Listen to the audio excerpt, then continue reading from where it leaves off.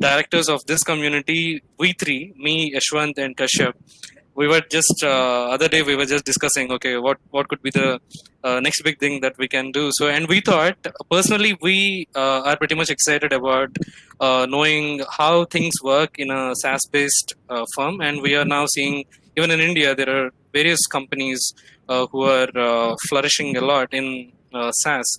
So we thought, okay, enough of motivation from various different segments. So let's do a series of events and touch upon various different aspects of a SaaS company, right? Right from the scratch, how how you ideate yourself, how you convert your idea into, how you are going to implement the technology. And a lot of people actually stop at the point where, okay, what is my tech stack? They were not aware of it. So, and once that is done, how you are going to sell it, how you need to reach out to your customers and all, there are a lot of things to be taken care. We thought, okay, let's do it as a series, and SaaS Tract is here. So, Nivas, welcome to our event, and thank you so much for accepting our invite. And we are sure that you're doing an exceptional work at Freshworks, and of course, you're going to talk about that in this session. And to the participants, just a little shout out for you. So, our next episode will be coming up, and you can just visit startupgrind.com/Hyderabad to just check whichever the topic that you want to learn, whichever area that you lag, you can just check our events and you can just enroll for them. So that is about the SaaS Tract, and hope you guys will be interested to join our further events as well. So over to you, Kashyap. You can proceed. Thanks, Jevan. Yeah. Thanks, Jevan. So, let's get this started off with a more, I would say, little informal sort of a topic, Nivar. So, firstly, it's so nice to have somebody like you, who started the career like a guest writer and several blogs, so to speak, and you're part of so many platforms like a guest writer. So I was particularly amazed to see the content angle of it, and then from a guest writer you went to Freshworks, did product marketing, and now you lead the startups program and partnerships. So the whole journey from when I look at you, you started off more like a content writer, and how it helped you to get into product marketing is so fascinating for me, because I see a lot of these young people who come to me and ask like, how does it work in startups, and they have a lot of enthusiasm, and they don't know where to start. So it'll be great if you can actually talk a little bit of the journey before we get into Freshworks itself. Sure. No, I think just one small correction there. I did most of the content with some of these as part of my role at Freshworks, right? Like, okay. When I was in parallel, so that was happening. This when you get a little bit of expertise in a particular domain, right? It's very important for you to write very neutral things also, right? Like, not just about your company or things like that. Provide absolutely helpful content for other people, and it all gets picked up on publications, I think. But I think I started off as a B2C marketer. I was just very fascinated by the word growth hacker and all that. But right now, it's fine, right? Like, just pick up something that you're very passionate about and just go after that.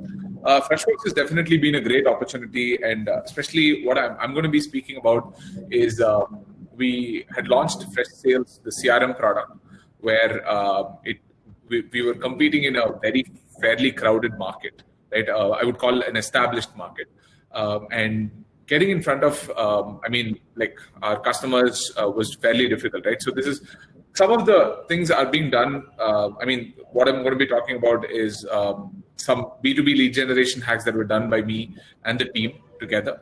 And it, very contextual stuff on how we position some of these things and how other companies could learn from that. So yeah, it's I'll keep it as contextual as I can, and I'll try to stop at 3 to 4 spots to probably take some questions. Keep the questions coming. I'll try aiming for it's 5:10 now. Probably I'll finish by 5:45 types, and probably do more question and answers as much as we can. And yeah, the intention is to see if we can add value. You will see a lot of Freshsales and Freshworks logo. The intention is not to pitch, but it's more to probably show you examples rather than me being yarn. Right? So that is the intention of it. Yeah, Kashyap, can I just go ahead? Yeah, sure. Go ahead. Yeah. Okay, cool. Just let me know if you're able to see my next slide. Yeah. Not yet. Yeah. Yeah. Yeah. Okay. There's a little bit of a delay, so I'll probably wait for that and speak. Okay. So yeah, feel free to connect with me on LinkedIn. Just make sure you drop a note saying you attended this webinar or maybe this series or something like that, so that it stays a little bit more contextual. Yeah, this is generally a slide which talks about the Freshworks products. We are a customer engagement software company. For those of you who don't know us, we started off as Freshdesk, a support software company, and now we've become a full suite customer engagement software suite. From the most recent, I mean, I wouldn't really call it an achievement, but more like a metric or like a milestone perspective. It is definitely an achievement, but just revenue is bigger thing. We raised 150 million, and we also clocked, announced to the world that we clocked 200 million in revenue from a like a company standpoint, right? So what we will talk about, I'm going to be talking about how do you really look at B2B lead generation and marketing, especially for startups with fairly limited budgets. So some of these come from the example that we were going after a very well-established market like the CRM market with very limited, I mean, because our cost of acquisition was very high because we were competing with some of the larger players. The team put together some very interesting hacks that I think created a lot of flow for the product, as well as a lot of branding for the CRM product. So we're going to be talking about that. How do you go about building an outbound engine? How do you go about building an inbound engine? We're going to talk about that. And also very slightly touch upon the importance of building your own audience versus depending on other platforms. So especially for a lot of the B2B products, right? It's a very straightforward thing, but you really need to clarify. You don't necessarily have to only be a painkiller or a vitamin, but you'll also have to look at, okay, which are the verticals to which you are a painkiller and which are the verticals to which you are a vitamin, right? So let's say for a CRM software, there are a specific set of verticals where we are an absolute painkiller, right? Like they definitely need us. What are those? Those are probably the lower hanging fruits because they are definitely going to, but they might also be using another application. But that's again, right? Like they are at least very clear of buying your product or not.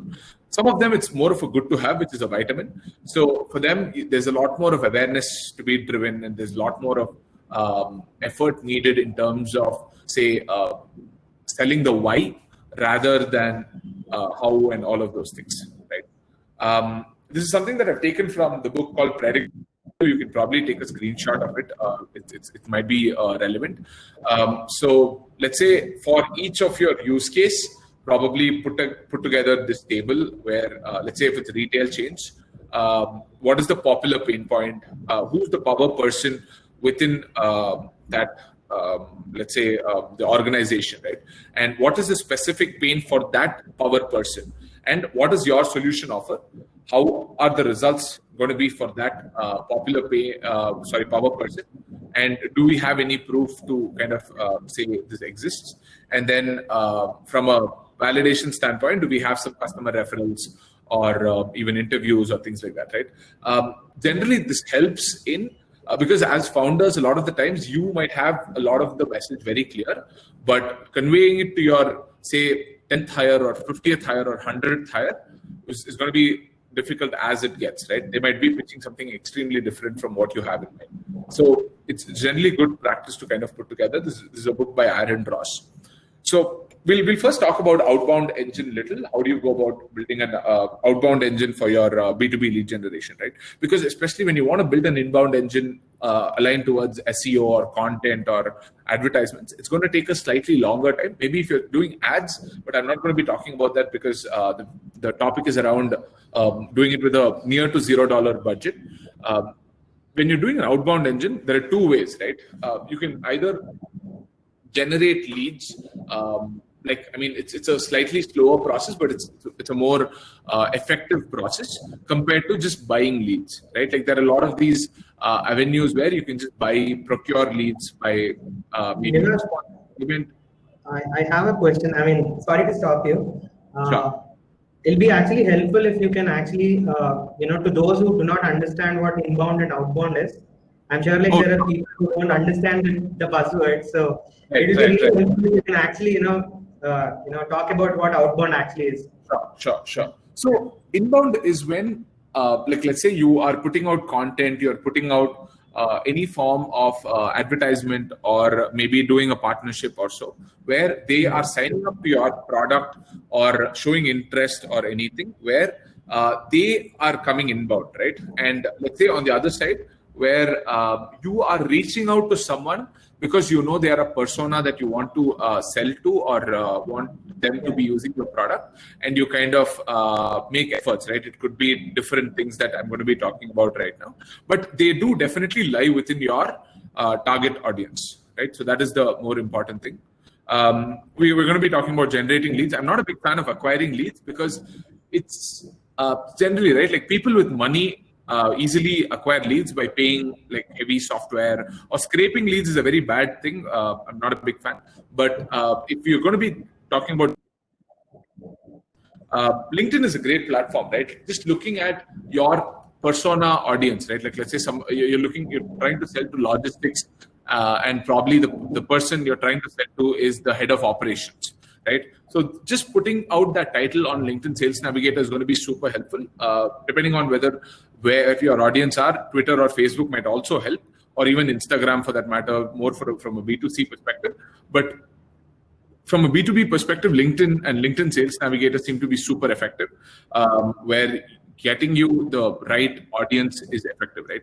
I'm just going to show you an example of how I've done like a little bit of a partner outreach, not really a sales outreach, but sales or a lead generation outreach. But the one mistake that people tend to make on all these social media channels, or maybe even on LinkedIn or anything, they immediately jump in and pitch, right? All of us are guilty of doing that, right? They immediately, like for example, the first message I'd receive is, "Hello Nivas, we're doing this software. Would you be interested? Check our website." I'm like, why would I care? Why the heck would I care, right? Like, I mean, not really interested in the person. That's like literally going on a cold call and saying all your pitch without even waiting for them to understand, right? That's how bad it is.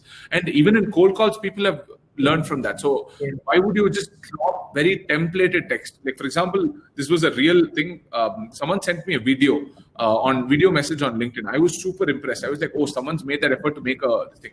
But she's tend to made a very generic video. If she had even just said, "Hello Nivas," right, I would have at least bothered to reply to her or something like that. Yeah. It's just that small level of contextualization that you do that goes a very, very long way, right? Personalization. So I'm going to show you a small example of what we did with this person called Anthony Rose. He's the CEO of Seed Legals.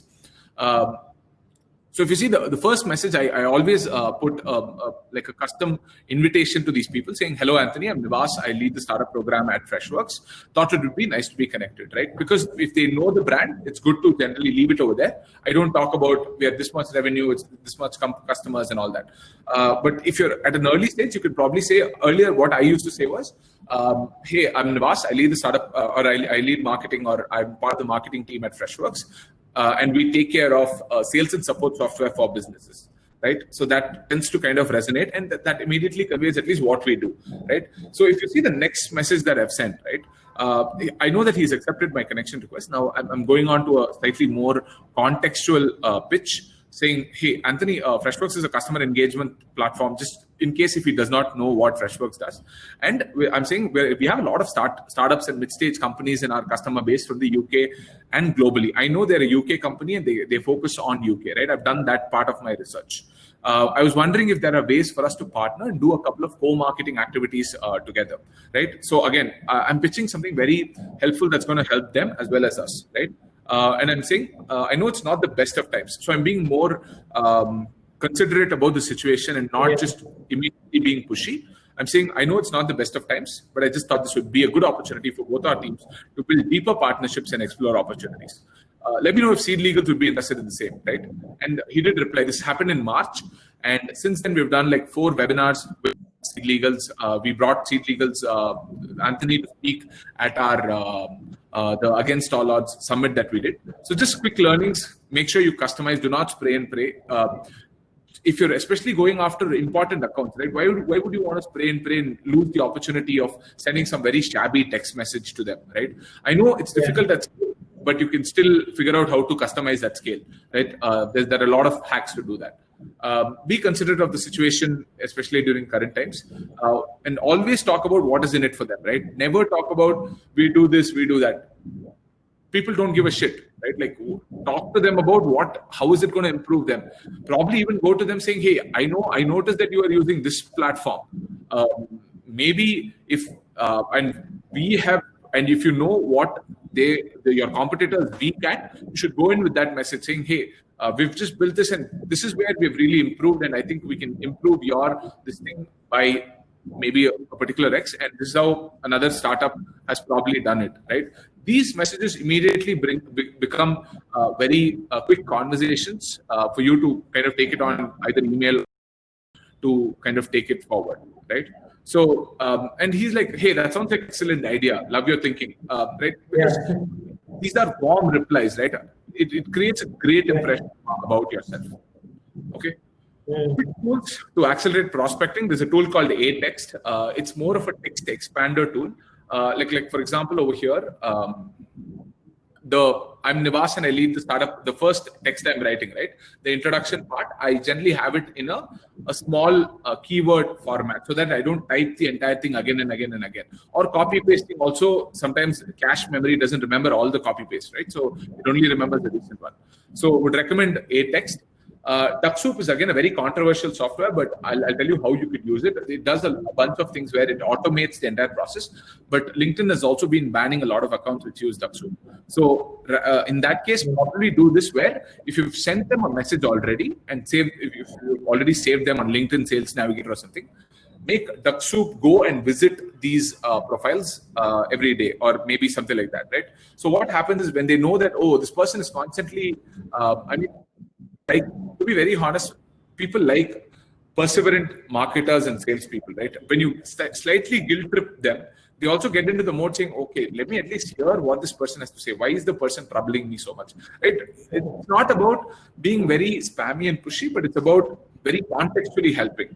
So I'm going to give you a slight example of, especially when you're starting out, how do you really build your persona audience, right? When you're going outbound. Say you are building a competitor product to Facebook's workplace software. I go to the website and I see, okay, it's used by over 30,000 organizations worldwide. And I see Walmart's logo, I see AirAsia's logo, I see Booking.com logo. So these are giving me ideas of which are the verticals I can sell to, right? Like if I know Walmart is using it, then I know for a fact that someone like a Target can use it. Someone like a Reliance, JioMart, or whatever types of other folks can use that. That entire vertical gets covered. If I know AirAsia is using that, then probably I'd go and sell to Thai Airways or probably a Scoot or someone like that, right? Like reaching out to them, then it'll at least be contextual. If you know Booking.com is using Workplace, you should probably go after all the Make My Trip or the Clear Trip or anyone for that world. So similarly, just look at all these logos and they just give you a world of opportunities to just look at, probably that will give you a word saying, oh, I never knew I could even sell to WHO, right? Like, I mean, why would World Health Organization use Workplace? But they seem, right? Like, I mean, I'm just giving you an example. Yeah. So the other thing is about competitor mention, right? This is such a low-hanging fruit, but a lot of people don't seem to do it effectively or more over a period of regular time. Is using the competitor name and using the hashtag fail, right? Or maybe competitor name alternative. Let's say you are building you are selling Zoom software and you're building a alternative to GoToMeeting, right? Generally search for the word alternative to GoToMeeting alternative. Looking for a video conferencing software recommendations, please, right? All these, there are a decent number of tweets. Probably you can set up mention or IFTTT to kind of give you triggers. But even if you look now, just going and replying to them, if it's within 1 year or within 1.5 years old, you can actually still go to them and say, hey, were you able to find something, right? Like just trying to help without even pitching your software. Is this something that you're still looking for?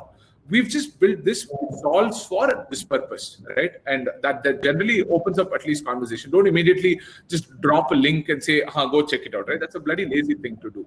So don't do that. And just go into getting into this thing. This is a gold mine of opportunity, right? Like irrespective of which platform, I'm just showing the example of G2 Crowd, but be it any platform, there are always people who have left 3-star, 2-star, 1-star reviews for your competitor, right? Which means they are unhappy about the software. This is super helpful for two aspects, right? One is just trying to understand where your competitor sucks so that you can build your messaging accordingly, right? Let's say there's security, like for example, Zoom's security has been called out, right? We know that they're probably being termed as a Chinese company, whatever, right? Then I would probably say, hey, we're made in India, we're hosted in India, we're doing this. Just to probably say, how do you position against a competitor in a competitor battle cards and things like that. And also, a lot of the times, majority of these platforms now have LinkedIn being, I mean, they'll have the same name as LinkedIn, right? So generally find these people, that's about, let's say 1,150 leads. Just reach out to some of these, maybe start with the 1-star people, right? They're the most unhappy. Sometimes they might even still be unhappy, right? Like get a salesperson to kind of reach out to these people. That's a solid number of leads where they'll at least have conversations with you to figure out what you have in place. Again, there are a lot of very niche groups for each of the vertical, be it logistics, be it fintech, be it healthcare, all of these, right?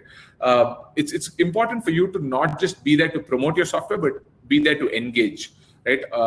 In fact, we generally take permission from the admin, and we generally befriend the admins as much as possible, right? Like for example, over here, if Kashyap and Revant are running the startup grind community, let's say I want to get in front of the startup grind audience, I'll probably make sure I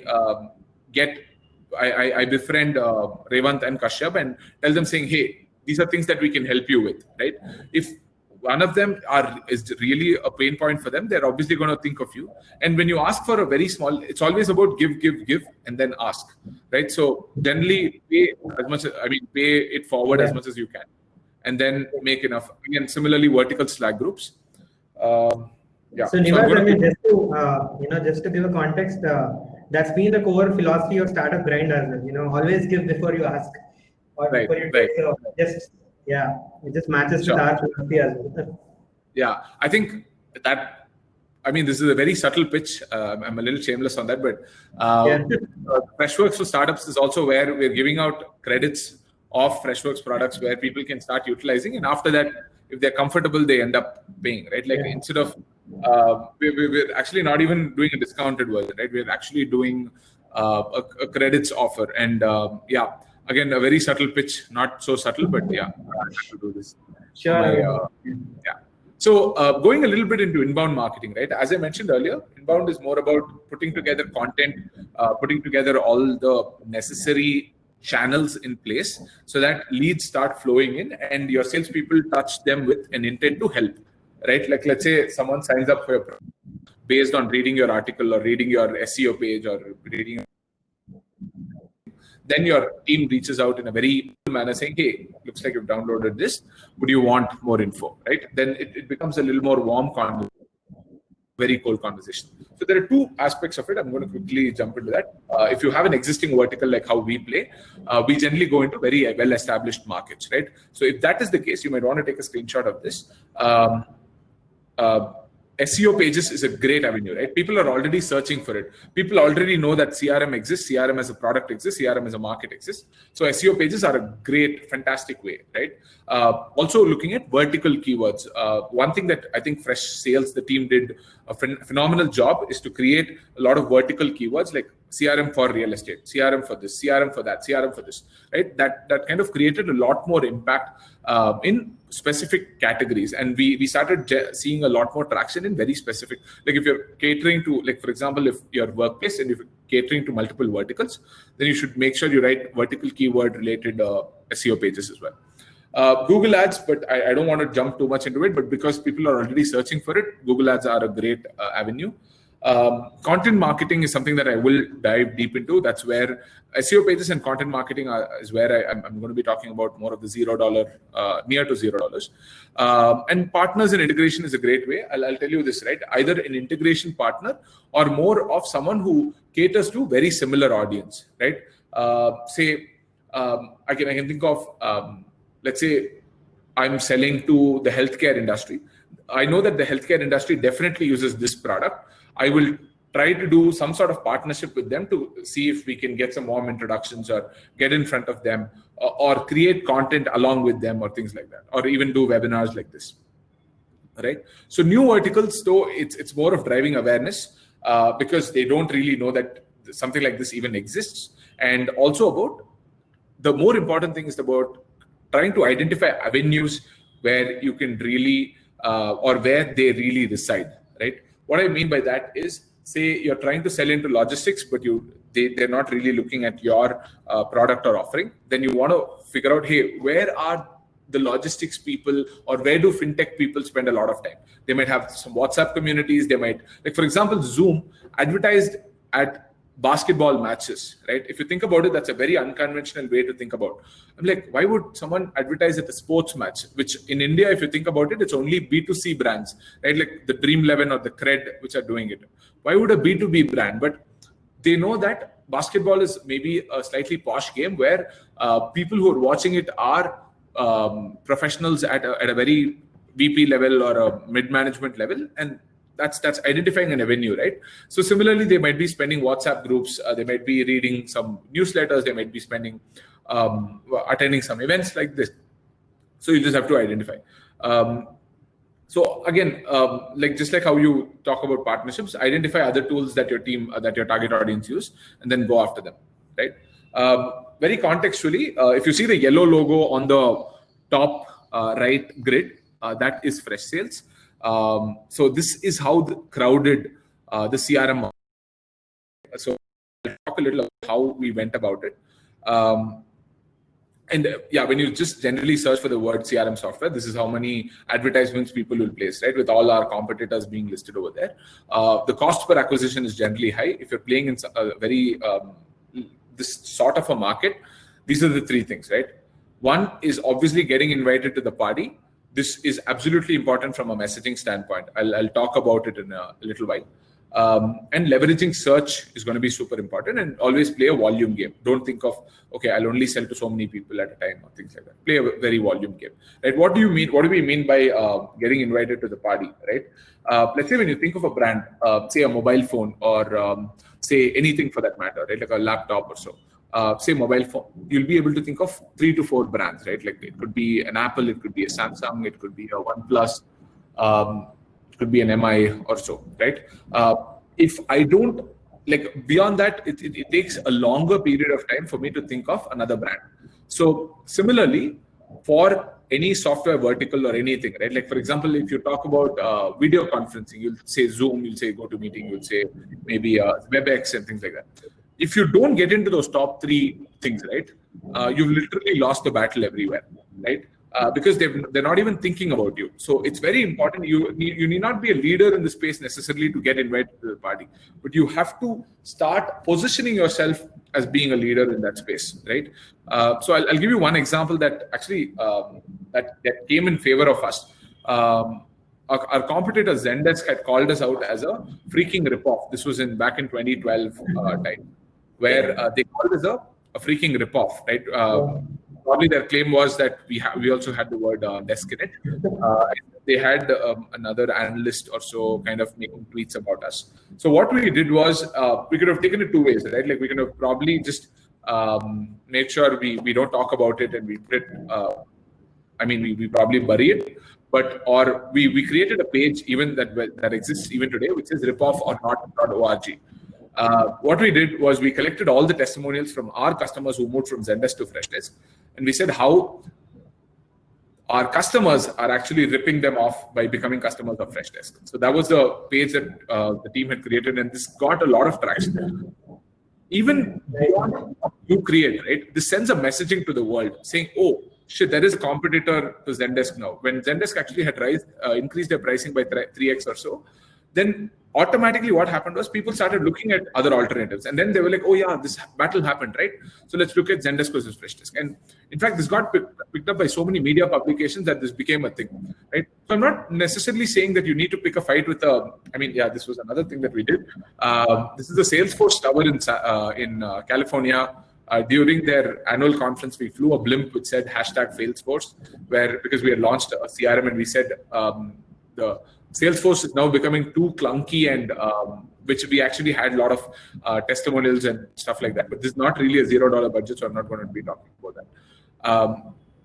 But even from a website copy, right? You may ask, hey, all of this is great when you're a big brand, but what do you do when I'm literally a small brand just starting off, right? So there are two ways in which you really get invited to the party, right? One is you go after an older technique, right? Like for example, in the bottom, the illustration that you find, right? We're talking about, hey, how do the other CRMs function? Other CRMs where you have to bring in event tracking, you have to bring in phone, you have to bring in emails, you have to bring in settings. But on Freshsales, it's all at one view, one place, right? So that was our messaging. And also, if you see the wordplay over there, it'll say yours needs a better CRM, right? So that's a little bit of a smart play, and we've generally been called out so many times in a positive way, where people have said, hey, very interesting copy, very nice copy, and all that, right? So when you're playing very specifically in a well-established market, you got to bring in the leaders to at least be a part of your brand or speak about your brand, right? What we did was we wanted them to be a part of our brand. So we did a series of about 35, 40 webinars in 2018, where we brought in almost all the top leaders, but the intention was to talk about very useful things for salespeople, right? We knew that their face, right? Like even if you see, this is the webinar poster, right? Look how prominent we've made their photo as, right? Like, because if we made it smaller, we knew their name, their photo was the selling point and not our logo or our brand or even the title. It could be the title sometimes, so we generally make the title bigger. But this is something what I would probably refer as identifying the star element, right? If the star element is the speaker face, make sure that is the prominent. That's the selling point. A marketer definitely needs to identify which is their selling, star element. So this are some of the webinars. So in fact, at a point, right, we had close to 14 or 15 webinars happening week on week, right? One webinar, where we brought in salespeople from different functions of life, and they were speaking about very interesting topics. So a huge sales following started building up, where people were looking at, saying, oh, who is this brand? Who is this Freshsales that's doing webinars with almost the who's and who's of the CRM, the sales industry, right? But we literally paid them $0 to any of the speakers. We did not pay any of the speakers. How do you go about that? Is making them speak about something that they are very comfortable about and they're very strong at, and they also should have an angle, right? So maybe if they're going to be promoting their product, if they're going to be promoting their book, if they're going to be promoting their course, right? There's always a give and take. Like, for example, this is a great example, right? Startup Grind has given us an opportunity to talk about some of our playbooks, right? We're literally opening up some of our playbooks. But at the same time, we're trying to subtly pitch the Freshworks for Startups, so that any of you who might be not aware of Freshworks for Startups, be aware of Freshworks for Startups. So that's also a way to look at it without having to really pay for speakers. How do you bring some very interesting speakers on board? So in fact, this was my pitch, right, to Aaron Ross, who's a very prominent author of the book Predictable Revenue. So I said, I'm Nivas and I work for Freshworks. See, something that I mentioned earlier, and we make sales and support software for businesses. I said we recently started a secret sauce to sales blog where we interviewed sales leaders from different companies. We have completed about 9 calls, out of which 6 of them mentioned your book, right, as the top recommended sales lead. We were mind blown, and we were wondering if you'd be interested to talk about some of the best practices mentioned in the book in a webinar, right? That is when we figured out Aaron Ross had another book to promote, right? Or probably wanted to talk about that as well. So he said, hey, hi Nivas, that's great news about their lovers. He's such a sweet guy. He's a great guy. He said, they clearly, though, haven't heard of my new one with Jason Lemkin from impossible.com, right? So a little bit of a hook for us as well as for him. So we made use of that. And we, in fact, took the liberty to, we wanted to probably make the webinar slightly bigger. So what we did was we brought 10 copies of the From Impossible book and shipped it to our attendees of the webinar who were promoting our webinar to their friends and audience, right? Literally the cost was $200, but we had, I think, close to 800 or 900 odd registrations. So again, we had him speak about how do you create predictable, scalable revenue.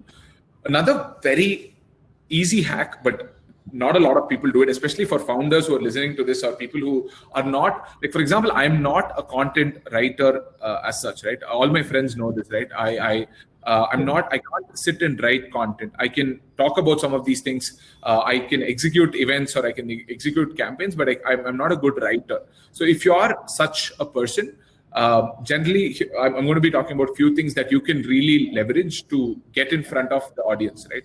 So what we did was we created a list of sales influencers to follow on LinkedIn, right? Very minimal work where, okay, we collected their photo, we collected a screenshot of their LinkedIn. We said, okay, top books by them, top articles by them. This thing, all of this only requires research, no writing anything, right? We put it together, and 2 to 3 things that you notice over here, 25 plus, right? So even if the list exceeds, or if someone wants to get added to it, right? A lot of the times when you put together something like this, people will come in the end and say, hey, can you also add me, right? And I'm willing to promote it. So then don't miss the opportunity, right? So generally keep it as 25 plus or 10 plus or 15 plus, right? And a very smart hack that you should do, it could be like, let's say, if you're selling into logistics, right? It could be logistics companies, it could be logistic influencers, it could be anything for that matter, right? Customers, suppliers, all of the cities, top sales cities, top sales leader cities, or whatever, right? Like, I mean, you could just come up with different things and put it forward. But the most important thing, before you hit publish of this article, you need to reach out to these people, right? And tell them saying, hey, we've put together this article. I'm going to hit publish on next Monday. Would you be willing to share it on your social if we hit publish? It's going to have your name. It's going to get, and in fact, take this thing of this and say, hey, it's almost ready. It'll be great if you can promote it, right? There's a little bit of bargain over there, because what if they say no? If they get removed, right? They generally want some sort of credibility also from these lists. So, and these are not fake people, but these are they also want to grow to the next level and things like that, right? It's a brag factor. So you got to see if you can get that hook and say, hey, we've already added your name, but would it be possible for you to share it, right? And then they will say, Fresh Sales, the CRM platform puts together, right? That's great. Like credibility from their perspective, where they're already naming us and they're talking about us. So this is a fantastic hack that a lot of people don't use as much. So in fact, I put together a very small example, a list of SaaS companies in Chennai. In fact, even today, when you search SaaS companies in Chennai, this probably shows up in one of the 2, 3. In fact, this was written like some 2-3 years ago, but even now it keeps showing up on search. Right. The other thing that I want to talk about is creating guides that are useful for your target audience, right? And also something that is one step before using your product, right? Like, let's say you're selling a CRM software. We were like, okay, what is that one thing that they would need before you or thinking about a CRM software? Be like, okay, launching a product is when they will think about a CRM product. So where do they launch? They either launch a product hunt or they probably do it elsewhere, right? We were like, okay, once they launch, they're going to have a set of leads or upvotes or whatever, or signups or whatever that they want. They might need a place to store it, right? Can we give them a nice guide which is how to generate leads on Product Hunt and give it to all these people, right? Similarly, let's say if your software is catering to a particular step or a particular audience, what is that N-1 step that they will be struggling with? can you put together a very, very elaborate guide? This is like a 4,700 word article that we put together. And it still is a great thing, right? Like, in fact, we reached out to all the people who are hunting on every day on Product Hunt. Very shameless, right? It's absolutely be shameless. Even it doesn't matter if you're a $1 billion company or a small company, right? You got to be. And we used to ping them on Twitter saying, "Hey, looks like you've hunted on Product Hunt. I went and upvoted your product. Would you want to take a look at this guide that we put together, right?" And a lot of them actually came back and said, this thing, I mean, it was just super helpful. Shucks, I didn't know that this existed. Otherwise, I would have done something slightly better.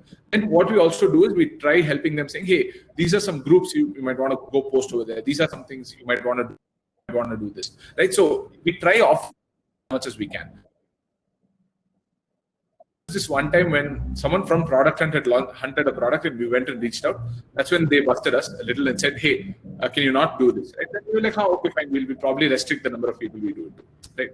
So always people will try this thing. Right? I spoke about product review platforms earlier, but one thing that businesses tend to not do enough is talk about their accolades in a strong way, in a searchable way, right? For example, G2 Crowd keeps giving some of these badges, right? Saying top CRM for small businesses, leader in this thing, or niche player, new player, all that, right? So what we did was every time G2 Crowd or Capterra or GetApp or anyone that did that, we made sure we wrote an article, we published it with heavy search optimization happening, and gave some customer references from G2 Crowd itself, right? And we kept sharing it on social. So also share this on social. It's going to be a remembering thing for people saying, "Oh, okay, Freshdeals is actually growing to becoming a leader," right? And also from the fact that when people search for top CRM for small business, this article seems to show up, right? So you got to play your cards pretty well. And also a lot of the pages we would have put out all our badges, show it off as much as you can because you've really earned it. I'm not going to go into too much of the pricing page, but keep the pricing page also as a way to create inbound leads, right? A lot of the people generally don't put out a pricing page being afraid of whether is it the right pricing, custom pricing. Unless and until you're selling to a heavy enterprise and your product needs customization, it's okay to put out a pricing page where because that's when you clearly define your audience, right? You are only expected to pay so much, right? So that's a very good way of putting out the pricing page. Yeah, this is an example from the team that put together, right? A very smart thing that they've done. Like, for example, it was a customer case study of this company called Shortlist, right? Where they cut cost by 50% and sustained growth with Freshdeals. But what they've done is, look, who knows Shortlist, right? As a company, do you know it? Do I know it? Not necessarily, right? But what is the relatable or the star element in this, right? It's the California SaaS startup. If you are a California SaaS startup, or even if you're a SaaS startup, or if you're a startup, you're going to relate to this article, right? Or relate to this case study. So similarly, make sure you have relatable star elements for your content, whatever you create. Yeah, Quora is right now a little more dead platform, but it still seems to generate leads from a search perspective. People still seem to answer questions. Don't pitch your product. I have been guilty of pitching Freshdeals a lot as well, but we've answered a lot of questions. But I think what would help now is to provide as much value as you can and take it forward from there. Yeah, so this is something that I generally take. Talk about it a lot. It's like how you build a product and then you do enough marketing and sales to sell your product. You also need to create, if you spend 20% of your time creating your content, you got to spend 80% of your time distributing or identifying ways to distribute your content. Right? You can't take the approach saying, I put it out there, people will come and read, it's going to go viral. Never. None of the content happens that way, right? And don't necessarily think about you being a B2B brand, B2C brand. Oh, I can't talk about this, I can't talk about that, right?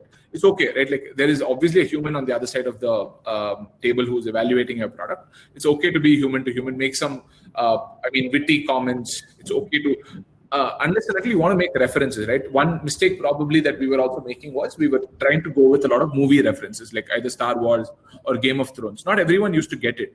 So it should not be confusing for them, right? It's easier to probably use the word John or Allison or just any new gender neutral names also, rather than trying to play safe. Video on social seems to be working a lot. That was actually me. I lost weight. I used to weigh a lot more. So you can make some very good videos, right? One important thing, make native videos on LinkedIn, right? Once you make the video, upload it on LinkedIn. Don't put it up on YouTube and other things, because LinkedIn generally likes, for LinkedIn, it's more engagement, right? So obviously they're going to probably push it as hard as they can. And even if you write a blog article, say product hunt guide, right? Make a quick 30-second video talking about saying, hey, you know what? We just created a guide on product hunt. These are the top 3 takeaways, but if you want to read the entire thing, click on the link here, right? So that generally works very well, because and obviously don't get the CEO to do it and everyone in the company to share. LinkedIn is about you, right? Like your followers or your connections on LinkedIn are waiting to hear about you, or probably waiting to hear updates from you. So always make it from your face, right? A lot of people are very I used to be very afraid, right? I used to have a very bold face, obviously a receding hairline and all of those things. Maybe even dark skin compared to, like, let's say, some of the other folks in the SaaS market. Some of our you got bloody come to this realization saying, hey, this is who you are, and this is how you're selling, right? And today, I think the world is more open to buying SaaS or global products from India as well, and not without putting a fake accent and saying, oh yeah, we're speaking from California or San Jose, California. No, we still say we're selling from Chennai, India, right? So go for that. I think this will be probably the final thing. Do enough keyword search volume before you write something. Because a lot of the times people just create content, but they don't do enough search volume when you're especially going after search traffic. Ahrefs is a great platform for you to search some of these content. And okay, the most important thing, even before a case study or any content that you want to create, right? Generally, people take this approach of, they come up with an idea, they come up with content, and then they come for, okay, how do I go about promoting it, right? That's a very, very, very wrong approach, right? Think about it. First, come up with an idea. Like, let's say I'm going to think about, okay, I will do a case study of how Zoom grew, right? If I have to promote that, who will be willing to promote it, right? You need to come up with the techniques before you even create that content. Then you will come up with ideas saying, oh, okay, I can actually ask the CEO of Zoom, the investor of Zoom, the accelerator of Zoom, the customer of Zoom, the supplier of Zoom, right? Then, or the investor of Zoom, right? Like, and then it gives you a lot of options for you to, or maybe then you could be like, okay, Zapier is a remote company. If I'm talking to Zapier's CEO, then I could probably put it up in the remote working blog, because Zapier is an entirely remote company. Now everyone is a remote company. That's another story. But you could even do that, right? So that saves a lot of effort. And if you don't have enough ways to promote the content, don't create that content, right? You're wasting time. And also, one mistake people tend to make is not repurposing content enough, right? When we did these webinars, like for example, we did a webinar on how to generate leads on LinkedIn, right? Don't just leave it over there. In fact, probably for Startup Grind, or even we do that, where once we create content, we sometimes we leave it out over there, right? But instead, try to see, because you've already put that effort to create that piece of very original content, right? It's your content. Go ahead and transcribe it. What we used to do, we used to give it to Fiverr, and Fiverr was a platform where they used to transcribe it for us. And we used to create a very long piece of, like, let's say 2000 words blog article, which talks about how to generate leads on LinkedIn, right? And then we also, this was a very smart hack that we did. Even now it seems to work. We broke it down into 4 to 5 minute videos, which are very search optimized. If you see, the webinar got about 700 registrations for the webinar, right? But if you go and search, even today, you search for the word how to use Luxo or how to use LinkedIn Sales Navigator, that our broken down video of 7 minutes comes up. And guess how many views that video has? It has 17,000 views. We didn't even spend a penny on that video, right? It's such a simple effort. All it needed was someone from our team to break down those videos, right? Went brilliant. And what we also did was, we realized these videos were working. So we thought, okay, let's create content around them as well. And we started creating blog articles for these pieces of videos and things. Okay. There are obviously a lot of niche newsletters. Let's say Kashyap is sending out monthly newsletters about Startup Grind Hyderabad. You should get in front of him and say, hey, can we promote our webinar this month, right? Don't promote products. Obviously, products would not be the thing. Or give them ideas saying, hey, last month you got Nivas to speak about this topic. I have a follow-up article. Or even if you can transcribe this webinar and give it to Kashyap, Kashyap will probably publish it on the Startup Grind Hyderabad blog, right? And that if backlink or so, yeah. It's just that people don't put that effort, right? When you're a startup, you've got to do some of these things. And Google Analytics is the mother of all gods. If you're not using Google Analytics, please go bloody fully set it up properly, and then do majority of the things that I'm talking about, right? Because if you don't, you're not measuring, and if you're not measuring, you're not doing it. So now I'll just leave with this one final thought, where today I think the world is at a very difficult scenario. I don't even want to use the word uncertain times, but it's just that I think people are getting used to this, right?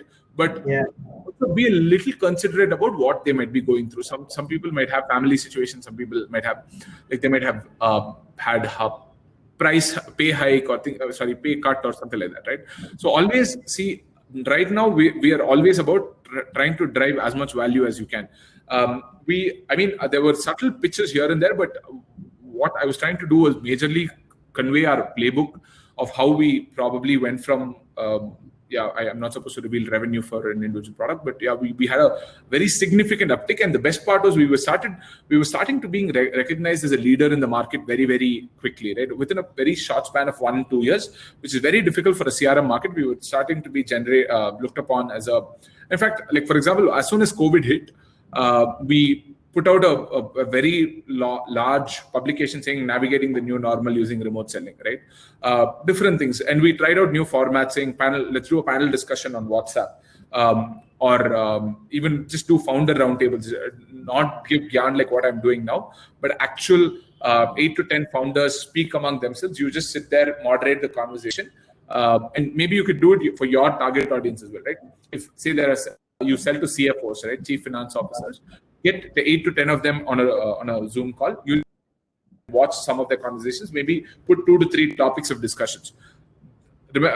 Trust me, they will remember that engagement for life. No one coordinates that, right? Everyone has ego on their side, but if someone else can do it without actually pitching your product, it will be absolute value add for your audience. We did that. In fact, we did this as part of our Against All Odds Startup Summit. And again, right now it need not be entirely based on what you have in place for your target persona, but it can even be topics which are relevant for your target persona, where you can try attracting them, right? So US government had announced the free money for small and medium businesses. We did a webinar around that because we knew that we were targeting to a lot of them, and if they wanted that extra money, which means they're hungry for business, right? They are wanting to survive. So we were like, okay, let's at least help them right now and not really worry about are we pitching one of our products or not. I spoke about a lot of things. Pick up what works for you. Don't really try doing all of this and spread thin. Outbound. So a lot of people ask saying, hey, where should I start, outbound or inbound, right? Outbound is what is going to give you that fuel today to burn even take off or probably take off your, rocket ship.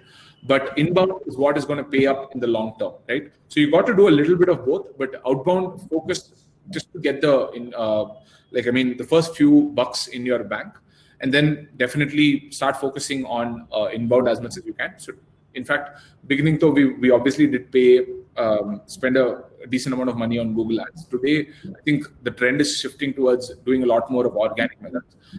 Just one final word that I want to leave you with. A lot of marketing strategies where you can just spend money and you can do immediate. It's very scalable, right? Like, let's say Facebook ads, Instagram ads, Google ads, or whatever, right? Say going to an event, spending on an event, sponsoring an event, right? But that's what everyone's going to think about, right? Probably 90% of the audience are going to think about those type of strategies. You need to think of the least effective, least scalable strategies.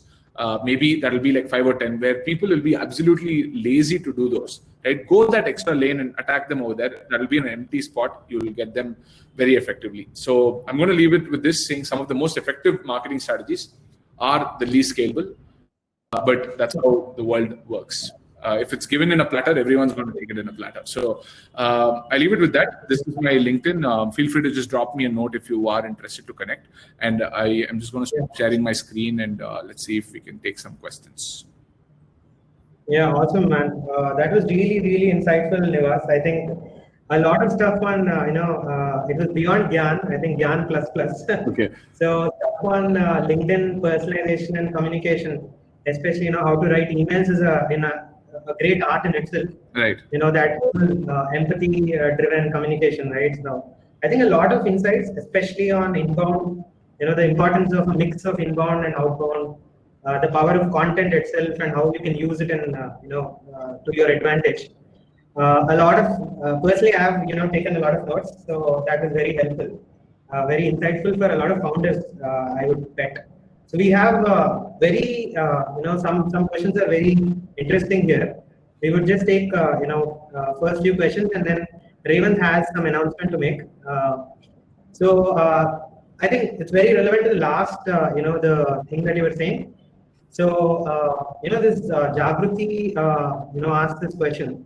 Love the outbound strategies you have shared, Nivas. I have a couple of questions. I wanted to ask, if your persona is a little vast, then how would you target those via LinkedIn? So for those people, and so what if your product is a COVID specific one and the market as well as the competitors aren't matured? And last one is, how did you lose the quarantine weight? This is more interesting.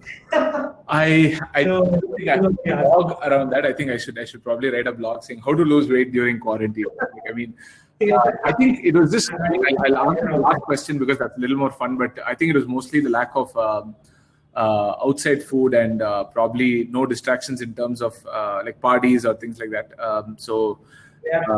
I think I'm happy to probably. I think I have put out some tips on Twitter and Instagram and Facebook. But let's go into the. If your persona is a little vast, right? Like there are obviously tier 1, tier 2, tier 3 types personas, right? Like if you want to sell to everyone, you can sell to everyone. But just that, I'll tell you how to also look at which is the right. I'm going to assume that persona is also. Like one is the vertical persona, which I spoke about over there. But let's say, how do you identify who's the right decision maker with a particular company, right? Like, how do you go about doing that? It's very difficult. It's sometimes very tricky. Again, take help from competitors, right? Case studies, go into their case studies. Look at who is giving out their quotes, right? That is the person who implemented the product and who's using the product most, right?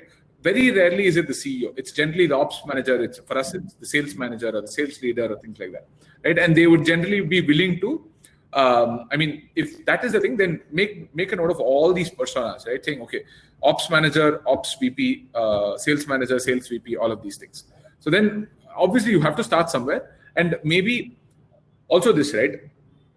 Do one persona at a bulk, right? Saying, okay, I'll reach out to all ops people today. I'll reach out to all sales people today. I reach out to all this, right? And probably keep a track, a little bit of measurement you got to do over here, right, Jagruti, where how many people from this category responded, how many people from this category responded. Then you know, okay, this is not very relevant, or maybe, you might also have a very small sample set to even get something right. But just saying what might work. Honestly, I don't have an answer to the second question, right? Like, if it's a COVID specific one, if it's not matured, it means the market is not ready. A lot of even Google, right? You got to pivot and probably wait for the market to be ready. You can't. I'm here. Sorry, but yeah. Yeah, so Revant, I think, has an announcement to make. We can take the next questions after the quick announcement. Sure. Go ahead, Revant. Yeah. You're muted, Revant. Revant, you're muted. Yeah. Yes. Yeah. First of all, after the QA session, we guys are going to have a little networking event. So those who want to stay, you can stay. So as there is a lot of Gyan given by you, Nivas, so probably participants may end up finding some leads here itself. So okay. we are going to have a hands-on in the network session itself. And also, as I told you guys in the start itself, we are hosting few of the guys from Freshworks as well in our series of events. So the next episode, this is the first episode of SaaS Tracked. The next episode, I just shared the link with you. So we are going to talk about the growth hacking, a SaaS product from the founder of Videoform. So Videoform I'm going to give you a little info about Videoform. I'll send you the link over there. And this event is going to be on October 12th. That is on the next Monday at 7 o'clock.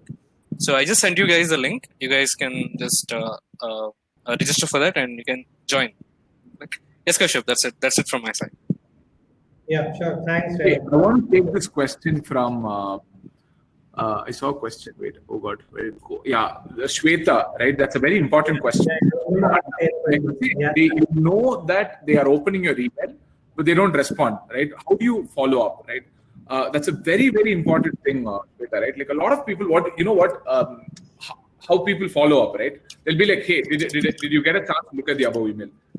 Who cares? Like, I mean, I don't want to use a swear word, but who literally cares about that, right? Like, I mean, unless you're adding value in that follow-up, right? Generally, how I would probably do that is, I'd say, hey, did you get a chance to look at the above email?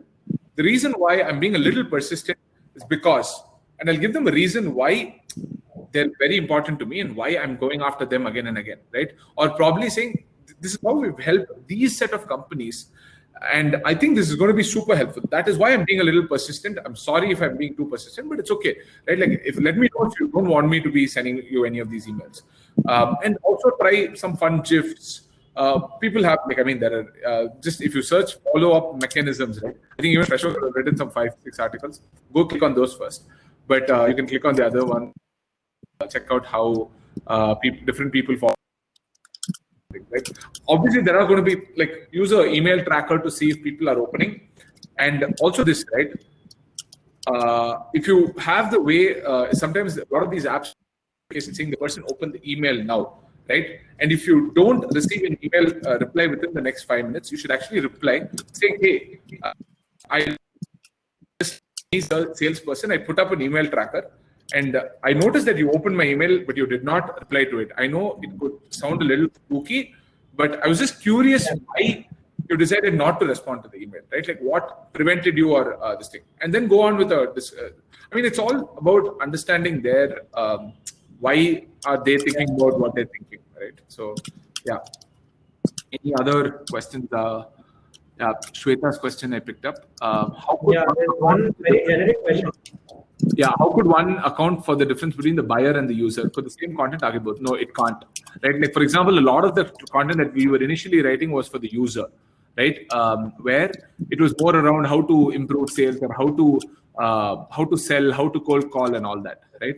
But then later we also realized that for the buyer, it's more of the setting up of the CRM, setting up the sales process and all that, right? It has obviously to be different. Just that you can figure out how much you want to focus on one, how much you want to focus on the other, right? Some people are very clear about focusing only on the buyer, right? But generally, tell me this, right? Like if you want to set up Slack, how often have you searched for how to set up a communication software or something like that, right? Your friend or another founder, we want to looking for this thing. What are you using, Teams or are you using Slack? The guy will be like, hey, no, probably one software is not working. I don't want to call out anyone. I don't want to get into trouble.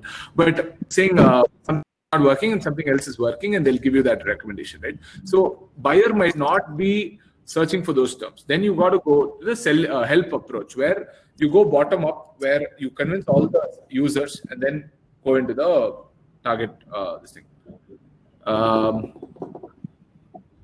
Vertical OEM, while products support many kind of contracts, our focus is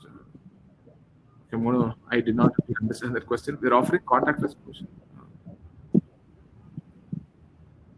Yeah, hoteliers definitely are not on LinkedIn, right? Like as I mentioned earlier, it depends on your platform, right? Like, I mean, it could be different avenues.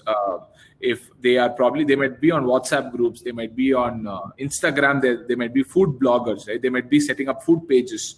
A lot of them, like for example, a lot of the new age restaurants and hotel chains have started to have a very strong Instagram handle, right? So I'm just trying to think of different ways, and it's easy to find the co-founder of a hotel or a restaurant chain. So generally find them and then see if they have an Instagram account. If it's an open account, go follow them, go like their food posts or everything. I mean, different ways to approach. Just that, especially I'm talking about from an outbound approach. Inbound, though, I mean, you can create content. Like for example, how I would probably deal with it. I'll say top 10 Italian restaurants in Chennai, right? Like, these are absolutely winning lists, or probably someone saying top 10 restaurants that are handling COVID very effectively. And because you're offering a contactless solution, right? You could talk about 2 of your customers also offering that pretty well or something like that. I'm just trying to see what will be of help over here. Yeah. So just a very quick thing. I mean, very contextual to the hotel management software. So we're hosting the founder of Hotelogix. If you can just see my screen. Yeah. So on 22nd, so he's going to give a perspective on specific to a SaaS for managing hotels. So anybody in this space, I think it's a very interesting sort of a space to follow. I think it's kind of a very niche market offering a platform like this. So it'll be interesting to get his perspective from the hotel management thing. So yeah. Kashyap, so it's happening on 22nd. Yeah, Kashyap doesn't seem to miss an opportunity of mentioning a keyword. I said hotel and he immediately pitched. we just learned from you. No, I'm learning it from you, Nivas. We just learned it. Right. It was a nice Jan, so I'm just using what he said. Yeah. So thanks to you, all thanks to you. I think that's just again. People do send connection requests, but see if you can. I mean, contextualize, or even let's say if someone wants to connect with any of these people, right, like Anushri or Saksham or any of these people, all of that is possible. Just search for them on LinkedIn saying, hey, I also attended this webinar with Startup Hyderabad or Startup Grind Hyderabad, and like be very contextual. They'll obviously accept your connection request instead of just sending them a generic request, because a lot of people request a lot of requests. So, or probably even if they've written an article, if you really like something, right? Probably just send them a small one-liner. Even a lot of the times, if you're sending me a connection request, right? Tell me that one point that you really liked about it, right? I'll tell you 80% of the people would not make that effort to do that, right? To any speaker, even if it's, let's say, the CTO of Slack or the CEO of Slack, right? If you make that one small effort to say, hey, you know what, you were talking about this important point, and this is very, very, I was absolutely able to resonate to it. Would you connect? You've already impressed them, right? They want to. Everyone's doing it for some intention or the other. So. There is one question, Nivas. I think Madhumita has asked a question. Somehow it's not able to land onto the chat box, so she personally messaged me. Sure. So she's asking, like, you spoke about customizing and personalizing communication with the UK or US market, where people are more open to exploring new tech and strategies. It's relatively easy to approach, but what about the difficult to crack markets like probably India or Israel, where the openness to explore is much lesser, and how do you approach companies then? That's the question. I think it's also this, right? Like, just looking at pain point is what matters, right? Like, if they are facing a pain point, so what do Indians, or I'm just being very a little casual, because I'm hoping a lot of all the attendees are Indians. Like, Indians care about cost. Indians care about 2 to 3 things, right? Efficiency. People care about, hey, how do I save costs, or how do I save efficiency? How do I make more money, right? But on the other side, let's say people will think about, in the US, people might not really worry about cost, right? So you got to kind of slightly alter. Madhu, I don't have a perfect answer. So Madhu and I used to work together as well. So I think, so she, for example, I don't have a perfect answer around this, but you'll also have to identify what is their pain point, right? Like, what really works for them. And obviously they might not be very active on LinkedIn, very, responsive on different platforms. You just have to identify, what are they really, really worried about or bothered about, and just go after those, probably say keywords or things like that. Okay.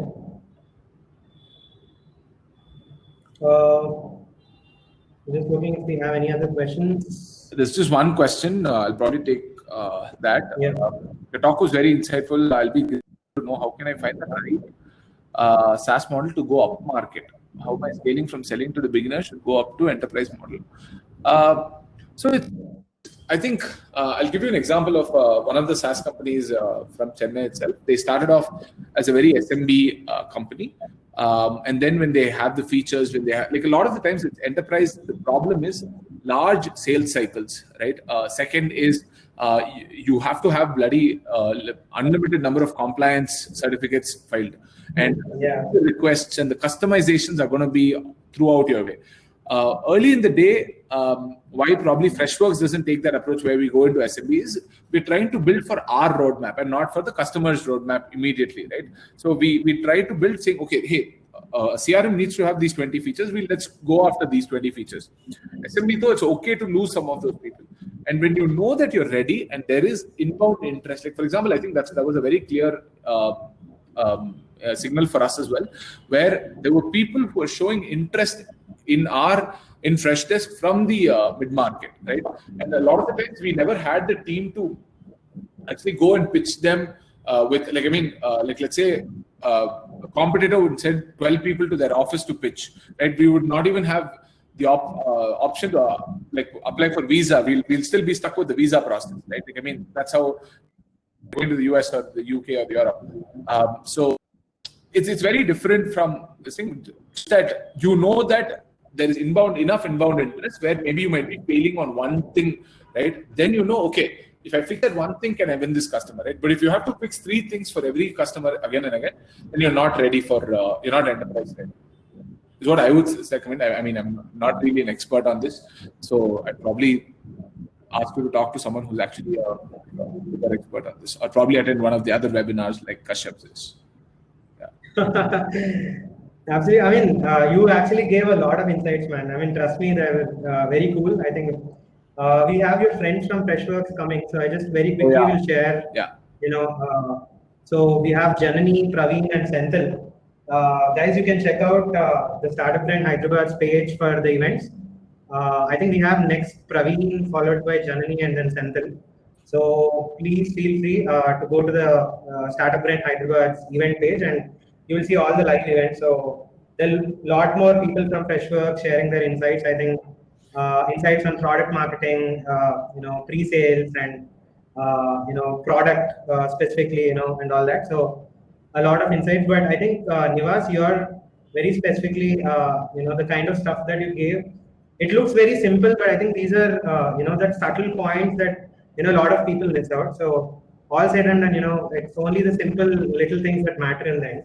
So I remember, you know, Derek, you know, himself, when we hosted him, you know, Derek, the founder of Devi and Startup, and he also, you know, mentioned the power of writing emails, right? And addressing, you know, personalizing the messaging to people. I think it's fairly like, I mean, this is one small trait, but I think it makes a heck of a lot of difference. I think that is, that means you would have done your research. That means you have that empathy. So it's all, I mean, it covers a lot of things. The messaging part, that with, you know, a strategic mind, I think that's all, that's a very powerful combo. So, so it was kind of, I mean, very, very insightful. So subtle, but very strong. So thank you so much. I think, for coming, taking your time out. Thanks to all the audience. You know, it's a Friday evening. We have to thank you for that. It's a Friday evening, and probably there is, I don't know if you're either beer or whatever is waiting for you. Go ahead and probably have a good weekend. I think we have this virtual fun now, so people will have networking. So they can grab what they have, you know, at their home or outside, and you know, we, you know, guys, stay for networking. So if you want to just introduce your company, you know, if you're a SaaS startup, please say hi. So we could connect you to people. So, you know, so yeah, thanks, you know, Namita, Nivas, and the team from Freshworks. I think we have a lot more interesting sessions coming from your colleagues. So thank you so much again. Thank you, Kashyap. It's a pleasure. Thanks. Thank you. Thanks, guys, Namita. I mean, feel free to introduce yourself by, you know, raising your hand, or, you know, you can, you know, ping on the chat